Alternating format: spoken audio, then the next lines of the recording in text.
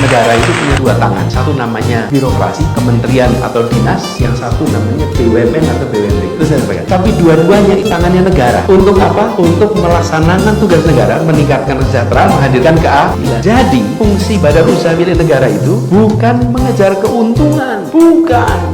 Karena kalau dia mengejar keuntungan, dia menjadi private entity saja. Dia adalah state entity. Dia mengerjakan hal-hal yang justru tidak menguntungkan. Karena itulah dikerjakan oleh negara. Karena sebagian dari peningkatan kesejahteraan dan menghadirkan keadilan dilakukan menggunakan mekanisme korporasi tapi no for profit. Ingat, mekanisme korporasi tapi bukan sekedar cari keuntungan. Bung Hatta berpandangan begitu. Karena itulah Bung Hatta berbicara tentang badan usaha milik negara. Mekanismenya korporasi tapi tujuan utamanya bukan cari, loh lah kalau Pak ini kalau cari untung negara, enak betul jadi negara punya perusahaan Pak. Saya yang bikin regulasi, saya yang pelaku regulasi, betul tidak? Lah iya, tangan kirinya bikin regulasi, tangan kanannya melaksanakan regulasi di pasar. Oh ya berarti terus kira-kira orang Jawa bilang gitu. Dia pasti untung Pak. Jadi when you are regulator, then you're not market player. If you're a market player ya jangan jadi regulator. Kecuali, ada kecualinya. Kalau nggak ada kecualinya repot. Kecuali industri strategis yang memiliki national interest yang tinggi, nah di situ bisa. Ada, misalnya ada bidang science, technology, communication misalnya, yang itu strategi. Sampaikan pada para direksi BUMD di Jakarta bahwa tugas Anda itu adalah meningkatkan kesejahteraan dan menghasilkan keadilan sosial. Itu tugas Anda. Pakai mekanisme korporasi. Sementara birokrasi tugas yang sama, tapi mekanismenya mekanisme birokrasi. Ada yang tidak bisa dikerjakan pakai birokrasi, Pak. Tidak bisa. Saya beri contoh, transportasi sistem di Jakarta. Kenapa kok tidak dikelola oleh Dinas Perhubungan? Itu Transjakarta tidak pakai Dinas Perhubungan. Pakainya PT Transjakarta. 100% milik kita, PT itu. Kenapa? PT-nya pasti tekor, Bapak Ibu. Tekor. Kenapa tekor? Karena tidak mungkin revenue dari penumpang itu menutup biaya kosnya, nggak mungkin. Di situ peran negara ada. Tapi kenapa pakai mekanisme korporasi? Supaya memiliki ruang untuk mengambil kebijakan-kebijakan yang tanpa terikat dengan peraturan regulasi birokrasi mengganti eselon repot yang nggak kira-kira. Mau memperlakukan promosi sulit yang kira rekrutmen. Orang-orang yang baik-baik ini ketika mereka memilih masuk politik biasanya menghadapi masalah. Jika orang tak bermasalah masuk politik dipermasalahkan. Tetapi jika orang yang bermasalah masuk politik justru tidak kita permasalahkan. Itu yang kita masalahkan. Kita sesama anak bangsa, jangan mau diadu domba. Sadarlah kita bersaudara, mari satukan kekuatan untuk melawan kezaliman. Yo ayo, yo ayo,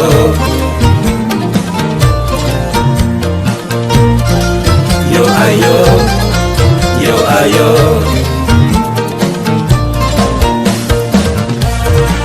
Marilah kita bersatu untuk melawan kezaliman. Petani atau pedagang, pemborong dan para tukang, para pengusaha, semua tokoh bangsa dan tokoh semua agama.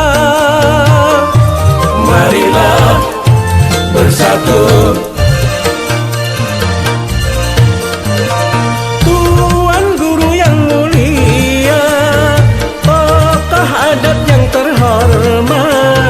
Apapun sukunya, juga golongannya, kita tetap saudara sebangsa. Bangkit bersatulah kini, selamatkan NKRI dari cengkraman oligarki dan para pengkhianat bangsa yang ingin terus berkuasa. Kita sesama anak bangsa, jangan mau dipecah belah. Sadarlah kita bersaudara, mari satukan kekuatan. Mari kita dukung bersama, tokoh yang dapat menyatukan, cerdas, tegas, berani, amanah. Beliaulah Anies Baswedan, tokoh yang sangat diharapkan. harapkan.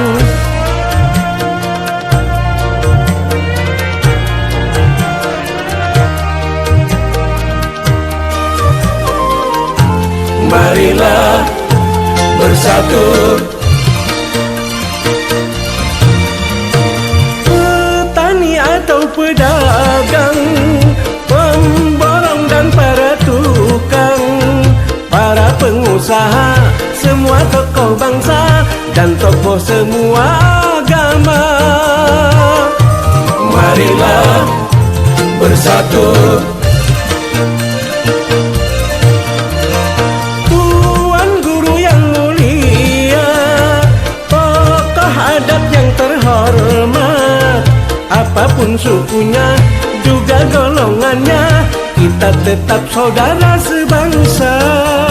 Bangkit bersatu lagi, selamatkan NKRI dari cengkraman oligarki dan para pengkhianat bangsa yang ingin terus berkuasa. Mari kita dukung bersama tokoh yang dapat menyatukan, cerdas, tegas, berani, amanah. Beliaulah